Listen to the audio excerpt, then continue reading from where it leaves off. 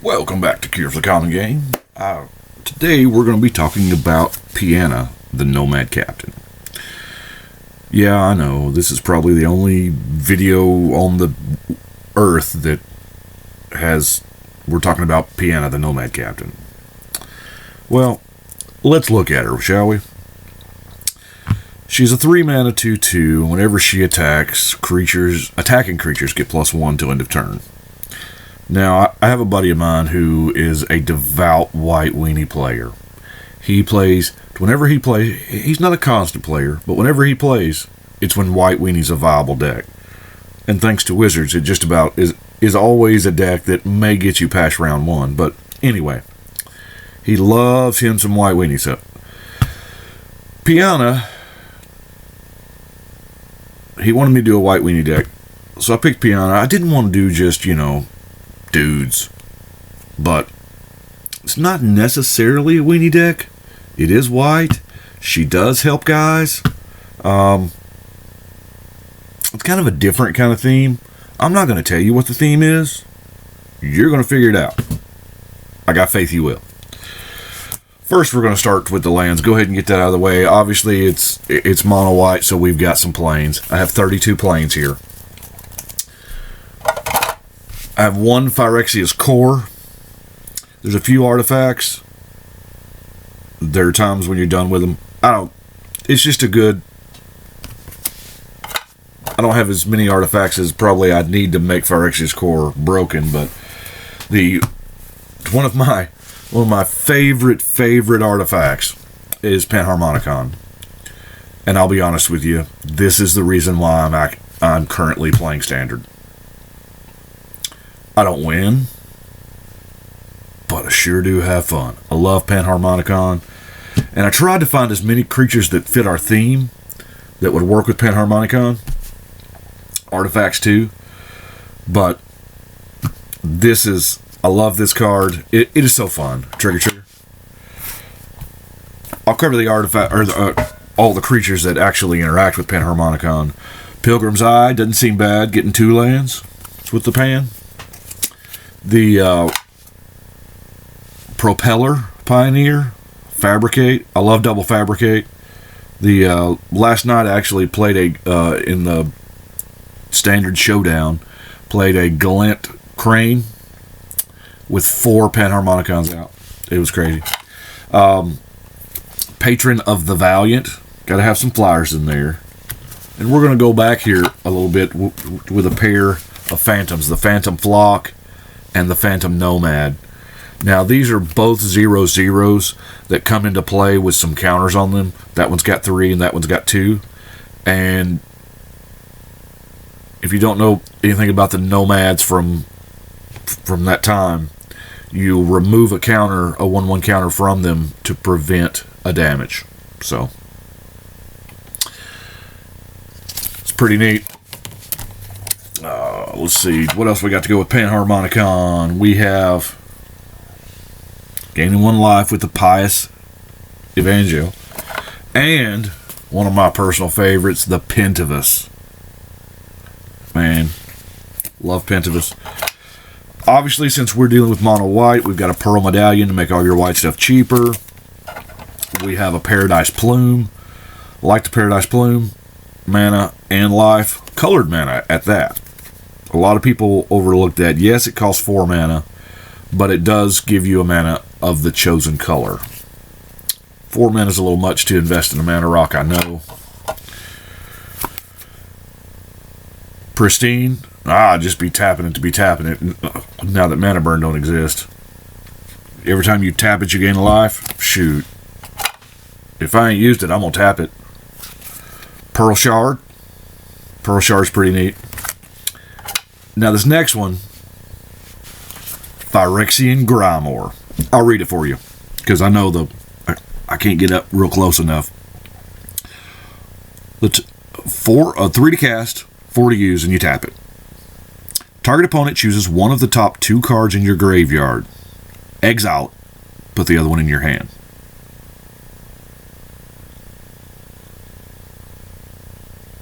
Pretty good. I You're going to get something back. You're going to get the worst of the two cards, obviously. But if you've got two good cards, hey, it's not bad. Either way, it's a repeatable regrowth. Now, granted, it's the worst of the two cards, obviously. If you are in a EDH scenario, maybe playing Kingdoms, and you know somebody has been, like in Kingdoms, you don't know what everybody's role is except for the king, obviously. But if you have got somebody who's kind of been attacking the way you've been attacking, maybe that's the other barbarian, or if you're the knight, maybe you pick the king, and maybe you get the good card. Don't know. Portcullis. There can be only two. Yes, I know this is EDH, but what Portcullis does is, if a creature comes into play and there's more than two creatures, set it aside. It stays aside till Portcullis leaves. Apparently there's only room for two. There can be only two. Of course, Pithing Needle. I love the Pithing Needle. There's some cards that just need to be shut down. Staff of Domination is back now. Prismatic Lens. Now, Prowler's Helm might as well say it's unblockable. Not many folks play with walls. There's not a lot of walls we're playing with. Now, granted, you've got the, I think there's a 5-color wall deck out there. You've got Doran. In my Doran deck, I use it a lot of walls. And the Wall of Denial is a pretty popular one. But I say popular among wall users. Walls are not a thing in EDH most of the time. And the ability for, whoa, can't even hold on to it. The ability for the creature not to be blocked except by walls, that's pretty good. Of course, we got Puppet Strings to do a little tappy-untappy action. And we have Psychosis Crawler. I know it's not a white weenie spike, but it's really good. It's 5 mana. I say it's really good. In this deck, I don't have a whole lot of crazy card draw. It's you see it mainly more in blue decks because, let's face it, they draw more cards. But this is one of those cards that rewards you for just playing the game. A lot of cards you have to work around to get the full use out of it. But every now and then you can find cards like this, maybe in Underworld Dreams, that reward you for just playing the game. Like Landfall Mechanics. Now, we've got, let's go through our enchantments. Obviously, we're mono white, we gotta have pacifism. Now, Poparov notes, yeah, this is the white Drop of Honey. Drop of Honey was way back. I believe that was Arabian Nights. It's worth more money than it should be because it's on that list. This is the white version. Same card. Every one of your upkeeps, it kills the littlest dude. So, make your dudes big. And Pariah, of course. No, I don't have Chomano in here. That would be, it's in the Chomano deck, though. Once I actually finish getting that built. There are times when you just need to draw some cards. Let's talk about Pursuit of Knowledge. Now, I played this the other day, and everybody had to stop and read it. And I thought, man, I remember Pursuit of Knowledge is really, really good. I used to abuse this with some things. Pursuit of Knowledge is a 4-mana enchantment. It says you can skip drawing a card to put a study counter on it. You remove 3 study counters, sack it, draw 7 cards. Now, back in the day, what I used to use is Sylvan Library. Because Sylvan Library, you technically draw the 2 extra cards. And then if you don't want them, you put them back. But I would play Pursuit of Knowledge, having played obviously Sylvan Library before. During my upkeep, no, I won't draw those 3. Instead, I'll draw 7. It's pretty good. I like Pursuit of Knowledge. It is a one-shot deal. However, we don't have a lot of card draw, just straight card draw in white. Yeah, we got to sacrifice draws to get it, but there's sometimes it just doesn't matter. Now, you draw cards that are useless. You don't need that 17th land in this deck. So we're going to filter out cards, turn them into a viable resource with 3 life per land or per whatever card you want to. Peace of Mind's not bad. I personally like Pegasus Refuge. I'd a lot rather turn it into a 1/1 flyer. Seems good. To go along with our pacifism, we have a prison term. Now, Penance. Choose a card from your hand, put that card on top of your library to prevent all damage from a black or red source. Tis what it is. Tis the season. Parallax Wave. Now, the Parallax, back in, what was it, Nemesis? Yeah, they had, all 5 colors had a Parallax enchantment, and they come into play with fading counters, and you passed out the fading counters to do something. Now, this one had fading 5. So come into play with 5, or to remove a fade counter from this, to exile target creature. When this leaves play, you return all the exiled stuff with it back to play. But fading, it counted down. So eventually it's going to die. But it's pretty neat for I need to clear a path this turn. I've got to get through this turn. I think Parallax, the blue one, I can't remember what it was called. I remember the blue one was real good. People used the blue one. I think the black one took cards out of their hand. Can't even tell you what the red one did. Bless his heart, red. Now, some instance. We're gonna have some removal here, like Peace and Quiet. Two target enchantments for the same price as a disenchant. I mean, it's a good thing Urza Saga block wasn't broken. We also got, of course, the Puncturing Light. We have Pitfall Trap. Why not? The traps don't get enough love, probably because there was only one good one. Amazingly enough, it was in blue. I don't know. I guess some of the others may be alright. There's not a lot of cards I won't play, obviously. Pressure Point. We're going to tap a dude and draw a card. Rare commodity. Pulse of the Fields. Here's an old one from Darksteel. By the way, Darksteel, great set. You gain 4 life. It is an instant. It's a 3-mana instant. You gain 4 life. And then, if somebody's got more life than you, you can return this to your hand. Ergo, again, in Kingdoms, if you're not the king, it's a pretty safe bet. Phalanx Formation. Strive. Now, Strive just, I guess it's a good late game card where you're going to, have a lot of mana to spend, because it takes a lot of mana to strive things, because apparently they thought that was an ability that just was worth some mana. We have Prismatic Strands. Prevent all damage that sources of the color of your choice would deal. It's got Threshold, it's got Flashback. You can untap white dude to flash it back. It's pretty neat. It's a 2-shot fog. Not bad. We have Purify the Grave. I realized that in Standard, there's no way to exile someone's graveyard. Oh, God, I hate that format. Anyway, currently. But Purify the Grave, you can exile 1 card, it flashes back. There are times it is an instant, so when they target that thing with the Zombify or whatever, you can take it out.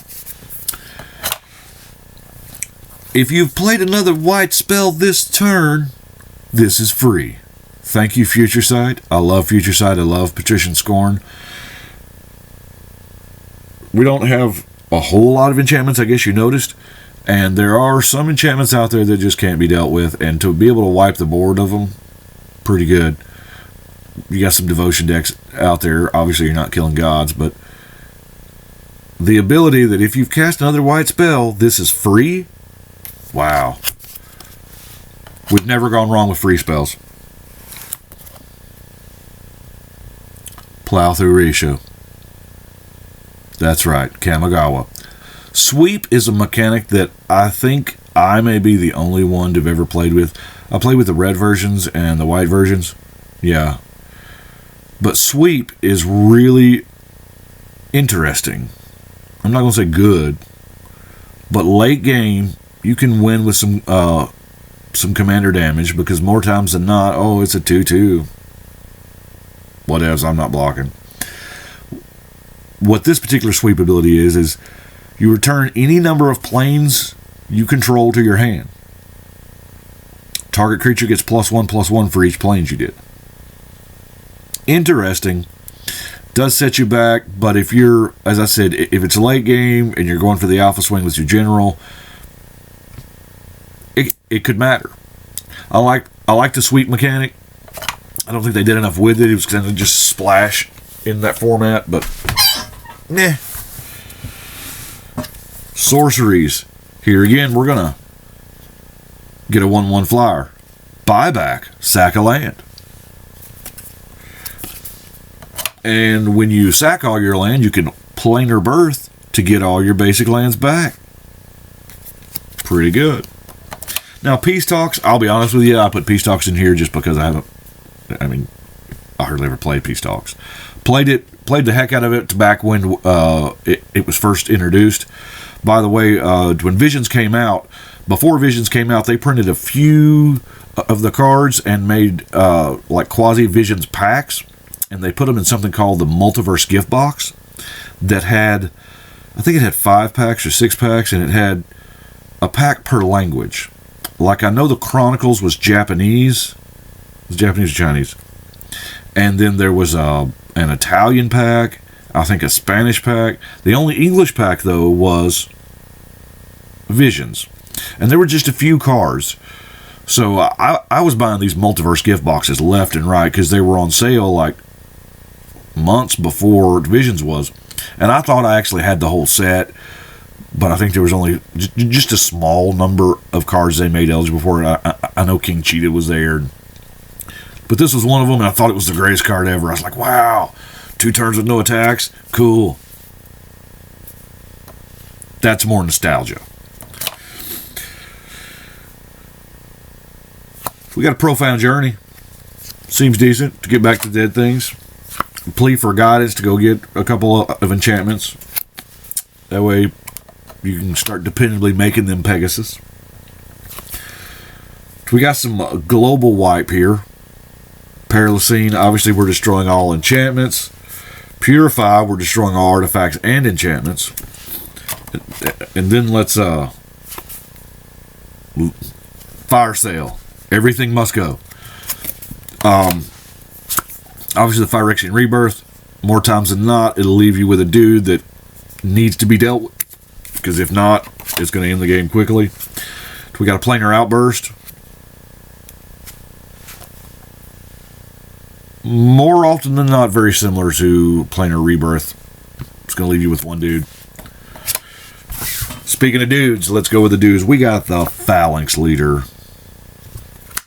We have the Plated Pegasus. I know there looks like a Pegasus sub-theme here. I promise you that was unintentional. We have a Purity. All those elemental incarnations, I think people are now starting to realize how good they were. I know Vigor's dumb. Guile, oh my gosh, Guile is good. I played Guile. I rocked Guile the whole time. Pillarfield Ox. Don't judge. Every now and then you just need a vanilla dude.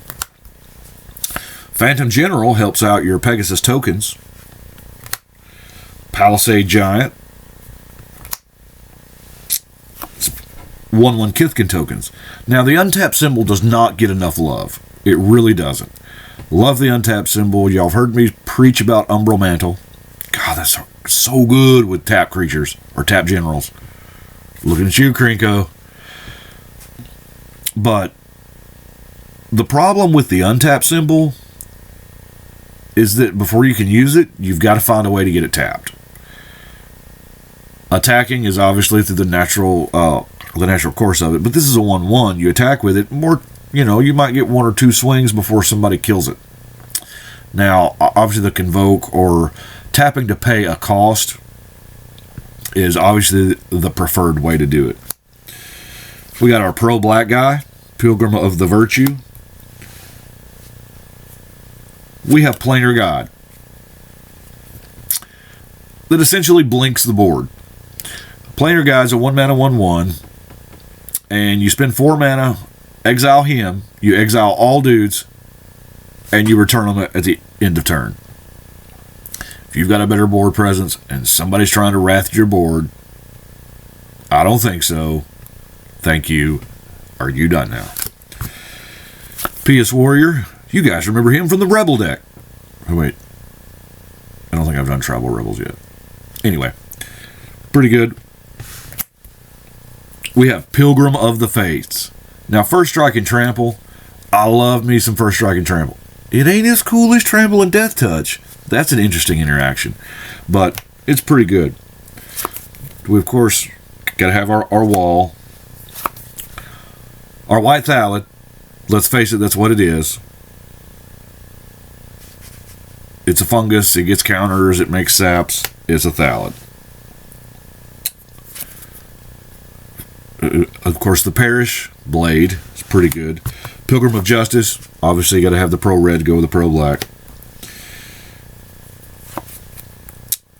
Did have a couple of defenders, so we got this guy, and obviously the Priest of Norn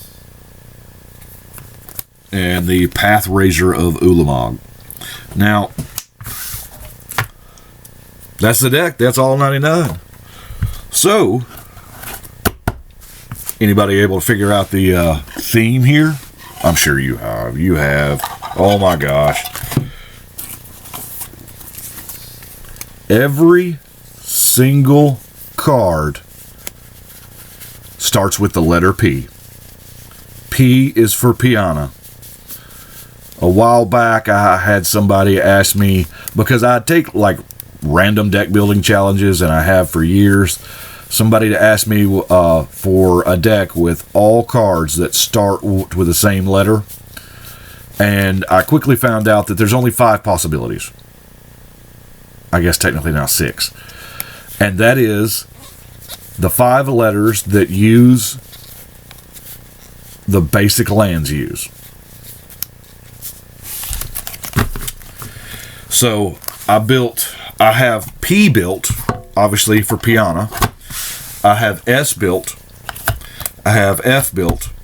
I believe S is actually going to be the better of the 5, just because it's mono black, and S is such a common letter, and there's so many good cards with S. Anyway, that is Pianna. P is for Pianna. That's all I've got for today. I appreciate you watching, and y'all let me know what you think in the comments below. But I don't know about y'all, but I think it is time for a shuffle and a cut.